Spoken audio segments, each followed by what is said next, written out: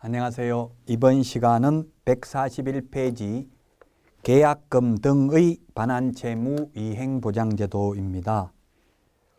법 31조를 보면 141페이지 1항 개업공개사는 거래의 안전을 보장하기 위하여 필요하다고 인정하는 경우에는 거래계약의 이행이 완료될 때까지입니다.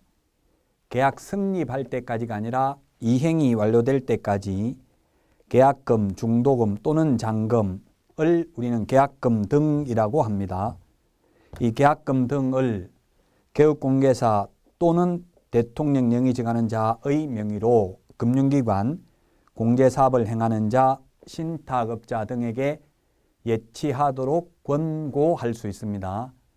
이 계약금 등의 예치권고 제도에서 시험에 한 문제가 출제가 됩니다.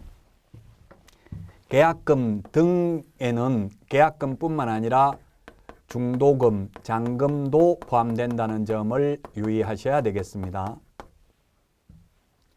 그 다음에 강행규정이 아니고 임의규정입니다. 예치권고제입니다. 반드시 예치하여야 하는 게 아니라 예치하도록 권고할 수 있습니다. 미국의 에스크로우 제도와 유사한 비슷한 제도입니다. 완전히 똑같은 제도는 아니죠. 그러면 매수인과 매도인은 쌍무계약이고 쌍무계약은 동시이행관계에 있습니다. 그래서 매수인은 매매대금 돈을 지급해야 되고 매도인은 등기를 넘겨주어야 합니다. 그런데 우리 관행을 보면 등기 서류를 교부하면서 돈을 주고받고 있죠. 이게 동시행입니까 아닙니까? 원래 매매계약은 동시행을 해야 되는데 우리 거래 관행은 동시행이 아니라 지금 선의행을 하고 있습니다. 매수인이 먼저 돈을 주고 있습니다. 민법 186조에 보면 법률 행위로 인한 물권 변동 효력은 등기하여야 한다라고 되어 있습니다. 등기 서류만 받으면 된다라고 되어 있는 게 아닙니다. 등기하여야 합니다. 따라서 등기한다는 하면 등기관이 등기부에 기재하는 것과 돈 주고 받는 게 동시행해야 되는데 우리는 지금 거래 관행이 매수인이 선의행을 하고 있습니다. 그래서 불안하니까 이제 잔금마저도 계약금 등에 포함되어 가지고 바로 매도인한테 주지 않고 공신력 있는 기관에 예치하도록 권고할 수 있습니다. 그래서 이 예치기관이 세 군데가 있었죠. 금융기관, 그 다음에 공제사업을 행하는 자, 그 다음에 신탁업자, 이 세 군데 예치하도록 권고할 수 있습니다. 그러면 예치 명의자는 7명이 있는데 예치 명의자는 첫 번째 개업공인중개사 명의로 예치할 수도 있고요. 그 다음에 은행법에 의한 은행 명의로 예치할 수도 있고 그 다음에 공제사업을 행하는 자, 협회가 되겠죠. 협회가 공제사업을 하니까 그 다음에 자본시장과 금융투자업에 관한 법률에 따른 신탁업자 명의로 예치할 수도 있고요.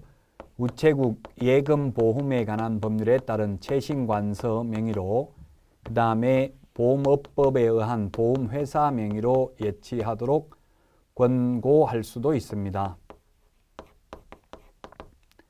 그 다음에 계약이행관리 전문회사 명의로 예치할 수도 있습니다. 7명 명의로 예치를 할 수 있습니다. 그런데 개업공개사 명의로 예치를 할 때에는 개업공개사가 만약에 10억을 예치했다면 10억을 찾아가 버릴 수도 있으니까 이 개업공개사가 예치된 금액을 찾아가면 책임지겠다는 보증보험, 공제 또는 공탁을 가입하고 그 관계증서를 거래 당사자에게 교부해야 됩니다. 또 개업공개사는 자신의 예치금과 계약금 등을 분리하여 관리해야 되며 거래 당사자의 동의 없이는 예치된 계약금 등을 인출하여서는 아니 됩니다. 이때 개업공개사 명의로 예치를 하면 위험보험료가 들어가겠죠. 반환보증서 이 10억을 찾아가면 책임지겠다는 보증보험 공제를 가입하기 때문에 그 위험보험료를 매수인이 부담을 합니다. 그 다음에 이 은행, 공제사업을 행하는 자, 신탁업자 이 3명은 예치명의자이면서 또한 예치기관에 해당이 됩니다. 은행도 금융기관으로 해석할 수 있기 때문에 그러면 이 예치된 계약금 등을 매도인 등은 절대로 등기를 완전히 넘겨주기 전에 미리 못 찾는지 찾을 수 있습니다. 단 찾으려면은 반환 보증서를 예치 명의자에게 제시하고 예치된 계약금 등을 미리 수령할 수 있는데 반환 보증서 발행기관이 금융기관, 그 다음에 서울보증보험회사입니다. 보증보험회사의 이행보증보험 증권을 끊어다가 예치 명의자에게 제시하고 예치된 계약금 등을 미리 수령할 수도 있습니다. 미리 수령해가지고 만약에 매도인이 이중매매 등을 해가지고 계약금 등을 반환받을 수 없을 때에는 이 반환보증서 발행기관이 책임을 져야 되겠죠. 따라서 이 반환보증서 발행기관도 공짜로 위험 보장을 하는 보증보험 증권을 끊어주는 게 아니라 보험료를 받습니다. 이때 소요되는 위험보험료도 매수, 임차 의뢰인이 부담합니다. 즉 계약금 등의 예치 권고제와 관련하여 소요된 비용은 매수, 임차 의뢰인이 부담을 한다.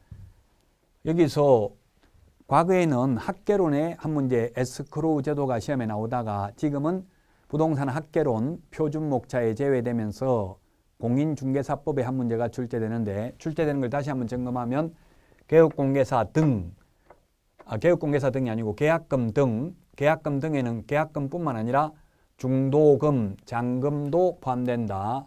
그 다음에 강행규정이 아니고 임의규정으로 도입됐다.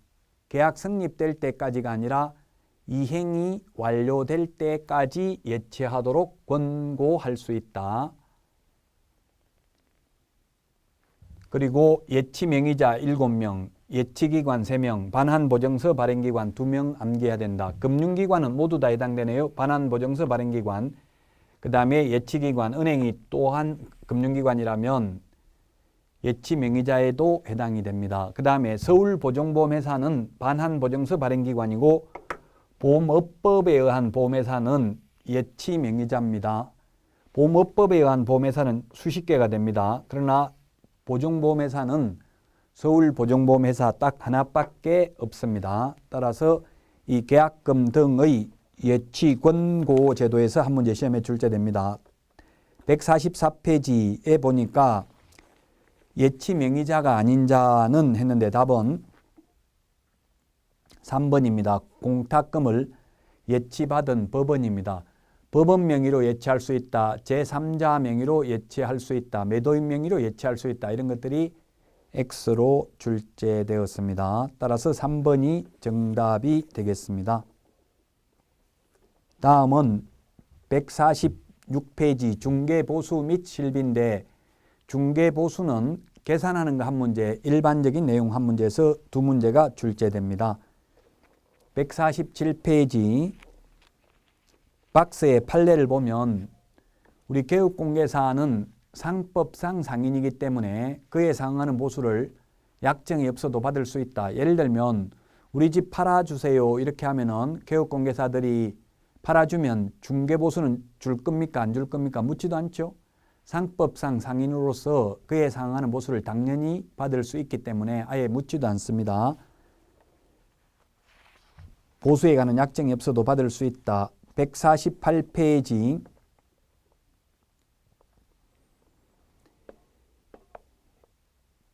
만약에 그 1번 보수의 성격에 동그라미 5번이라고 되어 있는데 공동중개, 우리 여러 명의 개업공개사가 개입되었을 때는 중개보수를 어떻게 받는지 규정이 없습니다.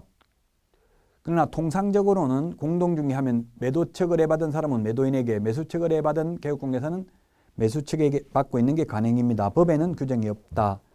그 다음에 148페이지 중개보수 청구권 1번 발생, 그 다음에 149페이지 2번 중개보수 청구권의 행사, 149페이지 맨 밑에 3번 중개보수 청구권의 실효, 즉 효력 상실이 있습니다.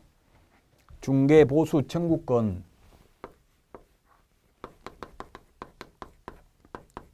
중개 보수 청구권은 첫 번째 발생, 두 번째는 행사, 세 번째는 소멸이 있습니다. 발생은 중개계약 시에 발생을 합니다. 중개계약 시 발생하고, 행사는 거래계약 시 행사할 수 있습니다. 거래계약 시. 중개계약, 우리 집 팔아주세요, 사주세요 이때 거래계약 성립을 정지조건부로 발생은 하지만 실제 행사하는 것은 거래계약이 성사되어야만 행사할 수 있습니다. 소멸은 개업 공인중개사의 고의 또는 과실로 인하여 그 거래계약이 무효, 취소, 해제된 경우에는 소멸합니다. 그래서 만약에 개업공개사의 고의 과실이 없이 거래 당사자의 이행지체로 중도금을 지급하지 않아서 계약이 깨졌다면 이론적으로는 중개보수 받을 수 있습니다. 그러나 현실적으로는 계약이 깨지면 중개보수 받기는 어렵습니다. 개업공개사의 고의과실이라고 주장을 하면 고의과실이 없다는 걸 입증하기가 쉽지가 않죠. 어쨌든 개업공개사의 고의과실 없이 무효 취소 해제되더라도 중개보수는 받을 수 있다. 그 다음에 150페이지입니다. 중개보수의 기준과 한도가 되겠는데 동그라미 1번, 2번을 보면 동그라미 1번 주택과 주택 외의 중개보수가 다릅니다. 주택이 있고 주택 외가 있는데 이 주택과 주택 외를 분류하는 것은 사실상 용도가 아니라 공부를 기준으로 건축물 대장상 용도입니다. 공부상 용도입니다. 즉 사실상 주택으로 사용되고 있어도 오피스텔은 주택 외에 해당이 됩니다. 주택인 경우에는 중개보수가 국토교통부령이 정하는 범위 내에서 시도 조례로 정하고 있습니다. 그런데 국토교통부령에 보면은 매매인 경우에는 매매는 0.9%, 임대차는 0.8% 범위 내에서 다시 시도 조례로 정하고 있습니다. 그런데 주택 외의 경우에는 국토교통부령으로 정합니다. 주택 외의 경우에는 국토교통부령으로 정하는데 국토교통부령에 보면은 먼저 85제곱미터 이하 85제곱미터 이하 주거용 오피스텔이 있고요. 주거용 오피스텔 그 다음에 기타가 있습니다. 기타라고 하면 85제곱미터 초과한 주거용 오피스텔, 85제곱미터 이하 비주거용 오피스텔, 토지, 상가, 그 다음에 임목, 공장재단, 광업재단 이런 게 다 기타가 되겠죠. 85제곱미터 이하 주거용 오피스텔의 경우에는 매매는 0.5, 임대차의 경우에는 0.4% 범위 내에서 받을 수 있습니다. 기타는 매매든 임대차든 모두 0.9입니다. 매매든 임대차든 모두 0.9% 범위 내에서 당사자 협의에 의해서 받을 수 있습니다. 그 다음에 동그라미 3번. 동그라미 3번에 보면 주택 외의 경우에는 자기가 받고 싶은 요율을 게시해야 됩니다.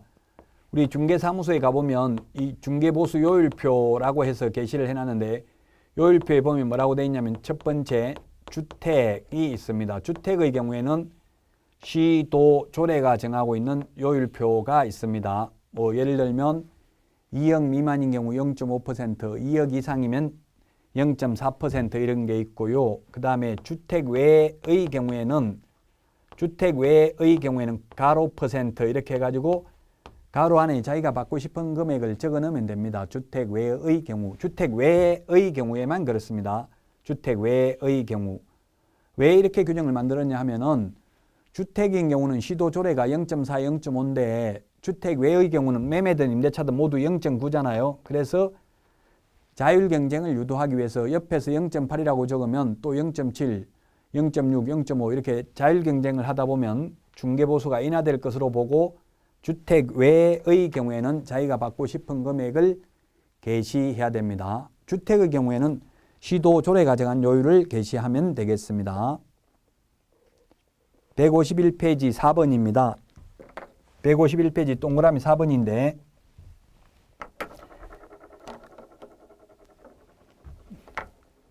만약에 서울에 본사가 있고요. 서울에 본사가 있고 충청남도 천안시에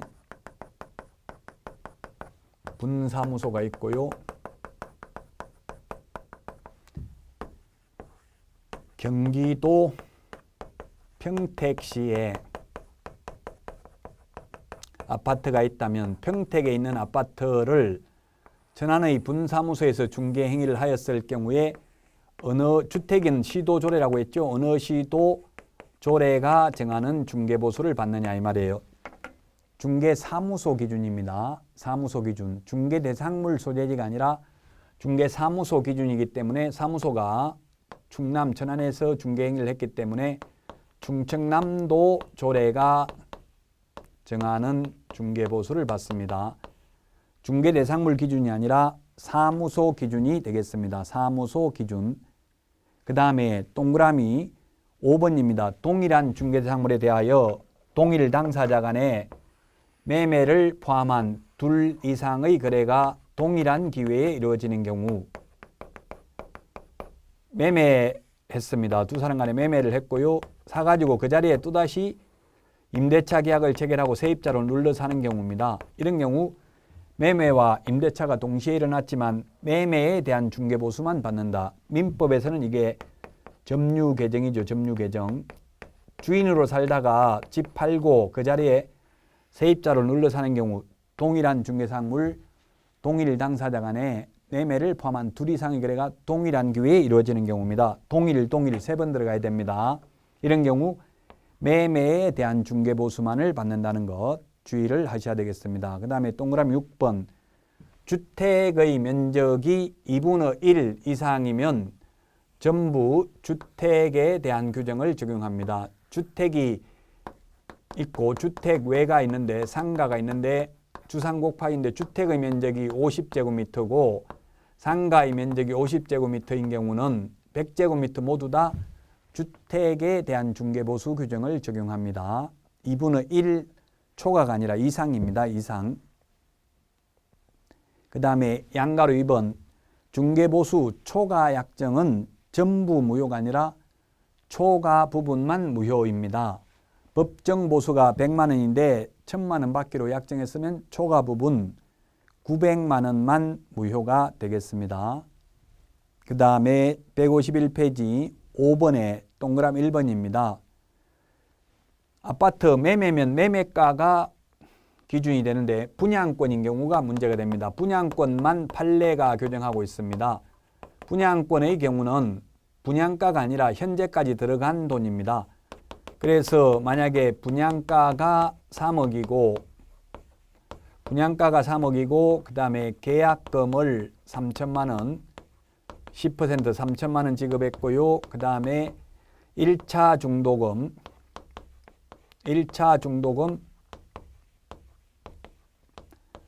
3천만 원 2차 중도금 3천만 원 그 다음에 프리미엄이 3천만 원 붙었다. 이렇게 하면은 실제 얼마입니까? 1억 2천 주고 거래하는 거죠. 따라서 1억 2천 곱하기 요율을 합니다. 현재까지 들어간 돈을 기준으로 합니다. 분양가에다가 요율을 곱하는 게 아니라 분양권인 경우 현재까지 들어간 금액에다가 중개보수 요율을 곱하면 된다라는 게 판례가 되겠습니다. 근데 현업에서는 보통 분양권의 경우 한 건 하면 100만 원 또는 200만 원, 서울 같은 데 300만 원 달라 하는 경우도 있습니다. 그 다음에 동그라미 2번 교환입니다. 교환. 교환은 거래 금액이 큰 것을 기준으로 합니다. 예를 들면 2억짜리 상가와 3억짜리 주택을 교환하는 경우입니다. 교환. 교환하는 경우에는 고액, 거래 금액이 큰 걸 기준으로 합니다. 거래 금액이 큰 것을 기준으로 한다. 중개 보수가 큰 걸 기준으로 각각 받는 게 아닙니다. 중개 보수를 기준으로 하면은 상가는 0.9%니까 180만 원, 주택은 시도 조례에 의하면 0.4%니까 120만 원. 중개 보수가 큰 걸 각각 받는다면 180만 원을 각각 받겠지만 거래 금액이 큰 걸 기준으로 하기 때문에 3억이 거래 금액이 크죠? 각각이면 120만 원씩을 쌍방으로부터 각각 받는다는 이야기입니다. 교환인 경우에는 중개 보수가 큰 게 아니라 거래 금액이 큰 것을 기준으로 각각 받는다. 그 다음에 동그라미 3번입니다. 동그라미 3번. 우리 교재 152페이지 동그라미 3번에 보면 보증금 외에 월차임이 있는 그 경우입니다. 보증금 500에다가 월세 45만 원이면 45만 원 곱하기 100을 합니다. 100. 그러면 4,500만 원 합하면 5천만 원이죠. 이렇게 5천만 원 이상이 나오면 여기에다가 곱하기 요율을 하면 됩니다. 그런데 보증금 500에 월세 40만 원 곱하기 100을 하면 4천만 원에다 500을 하면 4,500밖에 안 되죠. 이런 식으로 보증금 더하기 월세 곱하기 100을 한 금액이 5천만 원 미만이 나오면 곱하기 100을 하는 게 아니라 곱하기 70을 합니다. 그러면 47은 28, 2,800만 원 더하기 500을 하면 3,300만 원에다가 곱하기 요율을 하면 되겠습니다. 보증금 더하기 월세 곱하기 100을 한 금액이 5천만 원 미만이면 보증금 더하기 월세 곱하기 100을 하는 게 아니라 70을 한다는 점을 주의하셔야 되겠습니다. 그리고 중개보수는 거래 당사자 쌍방으로부터 각각 받습니다. 중개보수는 쌍방 각각, 쌍방 각각이 있고 쌍방 각각, 그 다음에 균분이 있는데 중개보수는 쌍방 각각 받습니다. 중개보수가 100만 원이면 매도인 100, 매수인 100 해서 200만 원이 되겠죠. 각각 받으니까. 그런데 민법에서 매매 비용은 균분입니다. 매매 비용이 100만 원이라고 하면 매수인 50만 원, 매도인 50만 원 내면 됩니다. 만약에 감정평가 비용이나 청량 비용. 그 다음에 포상금이 50만 원인데 두 명이 동시에 신고를 하면은 25만 원씩 균등하게 나눠서 지급을 합니다. 균분, 쌍방, 각각도 구분을 하시면 좋겠습니다. 그 다음에 권리금. 권리금은 중개대상물이 아닙니다. 권리금은. 따라서 권리금을 알선하고 받는 돈은 중개보수가 아니기 때문에 많이 받아도 상관이 없다. 그러나 아파트 분양권 프리미엄은 이 중개보수 산출할 때 포함을 시킵니다. 중개보수 지불 시기 152페이지 6번. 옛날에는 계약 승인만 되면 받을 수 있었는데 지금은 약정이 있으면 약정에 따르고 약정이 없으면 거래대금 지급이 완료된 날로 합니다. 즉 잔금 치러야 받을 수 있다는 이야기입니다. 그 다음에 152페이지 실비입니다. 실비. 실비는 실제 들어간 돈을 실비라고 하는데요. 실비. 실비는 권리관계 등의 확인에 소요되는 실비가 있고요. 그 다음에 계약금 등의 예탁금 제도, 계약금 등의 예치, 권고와 관련하여 소요되는 실비가 있고요. 그 다음에 요 3번은 아직은 안 배웠는데 맨 마지막 24강에 나오는데요. 미리 예습을 하면 매수 신청 대리와 관련되는 실비가 있습니다. 맨 마지막 24강에서 할 텐데 미리 좀 보면요. 매수 신청 대리와 관련되는 실비가 있다. 자, 권리관계 등의 확인에 소요되는 실비. 등기 사항 증명서 발급하는 데 들어가는 돈은 이전 의뢰인, 매도 의뢰인, 임대 의뢰인한테 받을 수 있습니다. 그 이유는 민법에서 매매계약을 체결하면 완전한 소유권을 넘겨주고 잔금을 받는 게 동시 이행관계에 있습니다. 그래서 완전한 소유권이라는 걸 스스로 증명을 해야 되기 때문에 등기사항 증명서 발급하는 데 들어간 돈, 매도인, 임대인이 부담을 해야 됩니다. 이론적으로는. 현실적으로는 수도권에서는 주로 법무사들이 내주고 그 외의 지역에서는 개업공개사가 많이 내고 있습니다. 계약금 등의 예치 권고는 매수인이, 임차인이 불안하기 때문에 바로 매도인에게 주지 않고 공신력 있는 금융기관 등에 예치하도록 권고할 수 있고, 따라서 매수인을 위해서 예치하기 때문에 이것은 위험보험료를 취득 의뢰인이 부담을 합니다. 그 다음에 마지막으로 매수 신청 대리와 관련되는 실비가 있는데, 매수 신청 대리와 이거는 지금 교재에 있는 게 아니라 뒤에 맨 마지막 강좌에 나옵니다. 한도액이 있습니다. 권리관계는 한도액이 없죠. 등기사항 증명서 차비 같은 거 들어간 거 있으면 그대로 다 받아도 됩니다. 숙박비 받아도 됩니다. 그런데 한도액이 없습니다만은 경매 낙찰 받아주려는 거, 이거 매수 신청 대리는 우리 24강행 맨 마지막 강의에서 할 텐데 한도액이 있는데 한도액이 30만 원입니다. 30만 원이고요. 그리고 원거리, 멀리 가는 교통비, 원거리 교통비 받을 수 있습니다. 근데 근거리 교통비는 못 받죠? 원거리 교통비, 원거리 출장비는 받을 수 있습니다. 멀리 가는 출장비, 원거리 교통비는 받을 수가 있습니다. 근데 근거리, 요건 받을 수가 있는데 가까운 거리에 가는 교통비, 가까운 거리에 가는 교통비, 그 다음에 등기사항 증명서, 등기사항 증명서 발급 비용은 받을 수가 없습니다.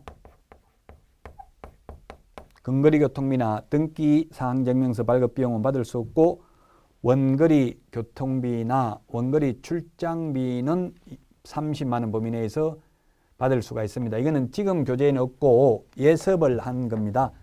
뒤에 맨 마지막 강의에 보면은 매수 신청 대리 규칙이 361페이지에 보면은 매수 신청 대리와 관련되는 게 나와 있습니다.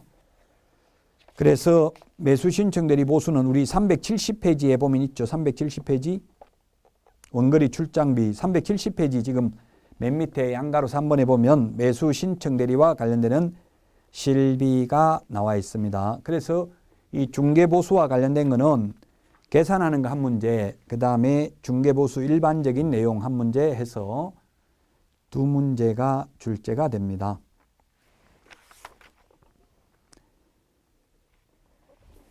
다음은 154페이지 지도 감독을 보도록 하겠습니다.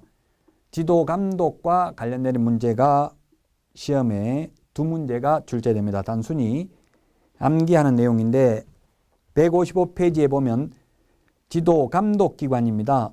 지도 감독기관, 그 다음에 감독상 명령을 할 수 있는 경우가 나와 있는데, 지도 감독기관 이것도 한번 정리를 해보도록 하겠습니다. 지도 감독,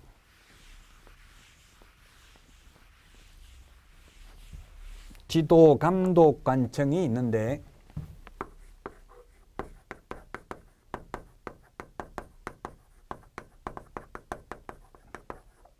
지도 감독관청은 첫 번째 개업공개사, 그 다음에 무등록 개업공개사, 그리고 거래정보사업자, 거래정보사업자에 대한 지도감독은 국토교통부 장관,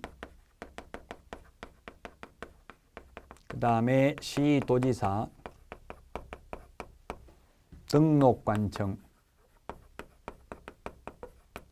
등록관청이 지도감독관청입니다. 그 다음에 이제 요거 지금 우리 교재에 155페이지 맨 위에는 이거 하나만 나와 있습니다. 나머지는 2번부터는 예습입니다. 예습. 어차피 시험 보기 전까지는 알아야 되니까 미리 예습을 해보면 협회에 대한 지도감독은 협회 주된 사무소뿐만 아니라 지부, 지회도 예습입니다. 이건 지회도 모두 국토교통부 장관입니다. 지도감독관청이. 그 다음에 또 역시 예습인데 비교를 하는 게 중요하니까 미리 예습을 합니다. 매수 신청 대리와 관련해서 협회 지도감독은 법원 행정처장입니다. 법원 행정처장. 그 다음에 매수 신청 대리와 관련해서 협회 시도지부와 매수 신청 대리인 등록을 한 개업공인중개사에 대한 지도감독은 지방법원장이 합니다. 지방법원장이. 매수 신청 대리와 관련해서 협회 시도지부와 매수 신청 대리인 등록을 한 개업공인중개사의 지도감독은 지방법원장이다. 근데 이 지방법원장이 지도감독 사무를 지원장이나 협회 시도지부에 위탁할 수 있고 위탁받은 협회 시도지부나 지원장은 그 실시 결과를 지체 없이 지방법원장에게 보고해야 됩니다. 요건 예습이라고 했어요. 뒤에 끝까지 다 보면은 알 수 있는 내용입니다. 155페이지 2번입니다. 2번. 감독상 명령을 할 수 있는 경우입니다. 1번에 보면은 부동산 투기 등 거래 동향 파악을 위하여 필요한 경우. 2번 이 법 위반 행위 확인, 자격 취소, 자격 정지, 등록 취소, 업무 정지 등 행정 처분을 위해서 필요한 경우에 감독상 명령을 할 수 있습니다. 과거에 감독상 명령을 할 수 있다라고 규정되어 있다가 삭제된 게 뭐가 있냐면은 등록 기준,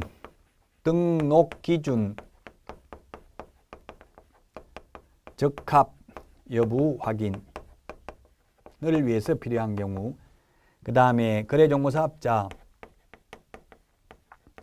지정 요건, 적합 여부를 확인하기 위해서 필요한 경우, 이런 거는 옛날에 있다가 지금은 감독상 명령을 할 수 있는 경우에서 삭제됐습니다. 근데 사실은 따지고 보면 이 법 위반 행위라고 하면 포괄적인 내용이 있죠. 근데 저 두 개는 삭제됐다. 3번 감독의 내용인데 감독기관은 그 업무에 관한 사항을 보고하게 하거나 자료 제출, 그 밖에 필요한 명령을 할 수 있으며 소속 공무원으로 하여금 중개사무소 그리고 중개사무소 개설 등록을 하지 아니한 자로서 중개업을 영위하는 자의 사무소를 포함합니다. 즉 무등록업자 사무소도 지도감독할 수 있습니다. 나가서 조사할 수 있습니다. 근데 소속공개사나 중개보조원은 지도감독 대상이 아닙니다. 무등록업자는 지도감독 대상이 되는데 소속공인중개사나 중개보조원은 지도감독의 대상이 아닙니다. 감독관청에서 공무원이 와가지고 보조원 보고 계약서 가지고 와봐라 이런 말 하지 않습니다. 소속공개사나 중개보조원은 지도감독 대상이 아니다. 그 말이 지금 155페이지 3번에 동그라미 3번에 있습니다. 그 다음에 출입검사 시 서류 교부인데 중개사무소에 출입하여 장부 서류 등을 조사 또는 검사하고자 하는 공무원은 조사 검사 증명서를 공무원증과 함께 내보여야 합니다. 그래서 조사 검사 증명서를 교부하거나 또는 공무원 신분증을 제시하면 충분하다. X로 출제되었습니다. 둘 다 해야 됩니다. 둘 다. 위반 시 제재입니다. 156페이지 위반 시 제재인데 지도감독상 명령을 위반했을 때 제재인데 개업공인중개사가 감독상 명령을 위반하면 업무정지 사유입니다. 그런데 협회나 협회나 거래정보사업자, 협회나 거래정보사업자가 감독상 명령을 위반하면 500만 원 이하의 과태료고, 거래정보사업자가 역시 감독상 명령을 위반해도 500만 원 이하의 과태료 대상입니다. 똑같은 잘못을 해도 개업 공인중개사와 그 다음에 협회, 거래정보사업자가 처벌 규정이 다릅니다. 협회나 거래정보사업자는 500만 원 이하의 과태료, 개업공개사는 업무정지입니다. 협회는 징역, 벌금도 없고요, 행정처분도 없고 오로지 협회에 대한 제재는 500만 원 이하의 과태료 딱 하나밖에 없습니다. 다음은 157페이지 개업공개사의 지위승계입니다. 개업공개사가 폐업신고 후 다시 중개사무소 개설 등록을 한 때에는 폐업신고 전의 개업공개사의 지위를 승계한다. 즉 전과 기록을 지금은 이제 가지고 다니도록 만듭니다. 그래서 양가로 2번 재등록 개업공개사에 대한 행정처분 효과의 승계입니다. 동그라미 1번에 보니까 폐업신고 전의 개업공개사에 대하여 업무정지, 그 다음에 500만 원 이하의 과태료, 100만 원 이하의 과태료의 위반 행위를 사유로 행한 행정처분의 효과는 그 처분일로부터 1년간 다시 중개사무소 개설 등록을 한 자에게 승계됩니다. 1년입니다. 즉 1년간 전가 기록을 가지고 다니게 만듭니다. 2번 재등록 개업공개사에 대하여 폐업신고 전의 절대적 취소, 임의적 취소 및 업무정지 위반 행위에 대한 행정처분을 할 수 있다. 다만 다음 어느 하나에 해당하는 경우에는 제외한다. 기억해 보니까 폐업신고를 한 날부터 다시 중개사무소 개설 등록을 한 날까지의 기간, 즉 폐업기간이 3년을 초과하면 폐업신고 전의 위반 행위로 인한 등록 취소할 수 없고요. 니은에 보면 폐업신고 전의 위반 행위에 대한 행정처분이 업무정지에 해당하는 경우로서 폐업기간이 1년을 초과하면은 폐업신고 전의 위반 행위로 인한 업무정지할 수 없다. 동그라미 3번 재등록 개업공개사에 대한 행정처분을 함에 있어서는 폐업기간과 폐업사유 등을 고려해야 된다. 그 다음에 동그라미 4번 개업공개사인 법인의 대표자에 관하여는 행정제재처분 효과의 승계 규정을 준용한다. 이 경우 개업공개사는 법인의 대표자로 본다. 자, 그러면 지금까지 읽어본 내용을 정리를 해보도록 하겠습니다. 좀 어려운데요. 이게 행정제재처분 효과의 승계라는 규정이 2006년도 노무현 정부 때 도입됐는데 그 도입 취지는 한마디로 말하면 탈법 행위를 하고 행정처분을 회피하기 위해서 사무소 이전, 휴업, 폐업을 하는 악덕 기획부동산업자의 난립을 방지하기 위해서 이제 전과 기록을 가지고 다니게 만드는 겁니다. 지금까지 읽은 내용을 다시 한번 정리를 해보면 예를 들면 절대적 취소 사유에 해당되면은 취소되기 전에 미리 취소당하는 사람을 알 수 있죠. 왜냐하면 행정처분 예고 통지서도 보내고 청문도 합니다. 또는 의견 진술기에도 줍니다. 느닷없이 갑자기 취소하진 않죠. 그래서 등록 취소되는 걸 압니다. 알고 취소되기 전에 아예 스스로 폐업 신고를 해버렸습니다. 왜? 등록을 취소당하면 3년간 다시 등록할 수 없기 때문에 스스로 폐업 신고를 해버렸습니다. 이렇게 폐업 신고를 했다가 가령 1년간 폐업을 했다가 1년 후에 다시 재등록을 하면 2006년도 이 행정제재처분 효과의 승계 규정이 도입되기 전에는 새 출발했습니다. 다시 중개업을 하면 과거 전가 기록 없이 그냥 새 출발을 해서 다시 중개업을 할 수 있었습니다. 그러나 지금은 폐업 신고 전의 개업공개사의 지위를 승계하니까 재등록을 해도 다시 등록을 취소합니다. 옛날 거 가지고. 등록을 취소하면 3년 지나야 결격 사유에서 벗어납니다. 그러나 이 경우에는 폐업기간 1년을 빼줍니다. 그러면 2년만 지나도 결격 사유에서 벗어나서 다시 등록할 수 있습니다. 여기 2년, 그 다음에 앞에 이미 폐업한 거 1년 합하면 결국 3년입니다. 즉 처음부터 곧바로 등록이 취소되었다 하더라도 3년만 지나면 등록 취소되고 나서 다시 등록할 수 있습니다. 그래서 이제 잔머리 굴려도 소용없다.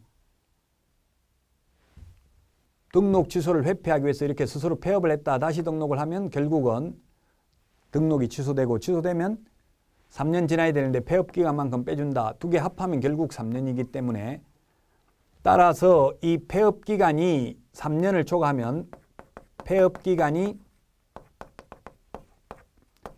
3년을 초과하면 폐업 신고 전의 위반 행위로 인한 등록 취소는 하지 않습니다. 왜? 어차피 3년 바로 등록 취소됐다 하더라도 3년 지나면 다시 등록할 수 있기 때문에 그 다음에 폐업 기간이 1년을 초과하면 업무정지 안 당하려고 폐업 기간 1년을 초과하면 폐업 신고 전의 위반 행위로 인한 업무정지 하지 않는다. 업무정지는 가장 길어야 6개월인데 6개월 업무정지를 안 당하려고 1년 넘게 폐업을 했으면 이미 죗값을 치렀다고 보고 옛날 거 가지고 폐업 신고 전의 위반 행위로 인한 업무정지를 하지 않습니다. 그 다음에 또 읽어본 내용을 보면은 업무정지, 가태료 처분 효과는 그 처분일로부터 1년간 재등록한 개업공개사에게 승계된다고 되어 있었습니다. 그러면 가령 1월 1일 날 업무정지 처분을 받고 2월 1일 날 또다시 업무정지 처분을 받았습니다. 이제 한 번만 더 업무정지에 해당되는 위반 행위를 하면 절대적 등록 취소 사유에 해당이 됩니다. 따라서 등록 취소될까 봐 이제 폐업을 했습니다. 폐업을 했다가 가령 6월 1일 날 다시 재등록을 했습니다. 재등록을 해서 가령 9월 1일 날 업무정지에 해당되는 위반 행위를 했습니다. 옛날에 2006년도 이렇게 행정제재처분 효과의 승계 규정이 도입되기 전에는 업무정지 그냥 한 번만 받으면 끝이었어요. 업무정지에 해당되는 위반 행위를 하면. 왜냐하면 중간에 폐업을 해버리면 다시 재등록하면 새 출발을 했기 때문에. 그러나 지금은 이런 업무정지, 가태료 처분 효과는 그 처분일로부터입니다. 처분일로, 폐업일로부터가 아니라 처분일로부터 1년간 재등록한 개업공개사에게 승계된다. 이런 업무정지 처분을 한 날로부터 아직 1년이 안 넘었죠. 그래서 잔머리 굴려도 소용없다. 행정처분을 회피하려고 이렇게 폐업을 해봐야 어차피 아직 1년이 안 넘었기 때문에 재등록 기간이 최근 1년 이내에 2회 이상 업무정지 처분을 받고 또다시 업무정지에 해당되는 위반 행위를 한 것으로 보아서 등록을 취소하여야 합니다. 이 경우에는 옛날에 행정제재처분 효과의 승계 규정이 도입되기 전에는 재등록하면 새 출발해서 그냥 업무정지 한 번만 당하면 되지만 지금은 전과 기록이 다 누적됩니다. 1년간. 그리고 법인의 경우 대표자에게 승계된다고 했는데 만약에 법인이 등록 취소되어도 옛날에는 법인 해산시켜버리고 대표이사가 개인 명의로 등록을 하거나 또는 다른 데 가서 취직을 할 수 있었지만 지금은 안 됩니다. 대표자도 법인이 등록 취소되면 대표자가 3년 동안 다시 등록을 할 수 없습니다. 이런 법 제40조 행정제재처분 효과의 승계 규정을 만든 취지는 탈법 행위를 하고 행정처분을 회피하기 위해서 사무소 이전, 휴업, 폐업하는 악덕 기획 부동산업자의 난립을 방지하기 위한 조치라고 보시면 되겠습니다. 이 행정제재처분 효과가 좀 어려운 내용이 되겠습니다. 자, 이제 다음 시간부터는 행정처분. 행정처분은 단순히 암기해야 되는 내용인데 예를 들면 어떤 경우 자격 취소되고 자격정지, 등록 취소, 업무정지, 거래정보사업자 지정 취소 사유에 해당되는지 여부가 시험에 두 문제가 출제됩니다. 단순히 암기해야 되는 내용이 되겠습니다. 2차 과목은 과목의 특징이 대체로 단순히 암기하는 내용이 많습니다. 1차 과목은 리갈 마인드가 있어야 되죠. 어느 정도 법적 사고력을 가지고 일부 또 암기도 해야 됩니다. 그러나 공인중개사법은 물론 이해도 해야 되지만 단순히 암기해야 되는 내용이 많습니다. 그래서 계속 반복을 하다 보면 엄청난 고통을 받고 그 고통 속에서 영혼이 정화되어야만 합격의 길로 나갈 수 있습니다. 그래서 여러분들 계속 반복하시기를 부탁드리고 이번 시간 여기서 마치고 다음 시간에 다시 찾아뵙도록 하겠습니다. 고생 많이 하셨습니다. 안녕히 계십시오.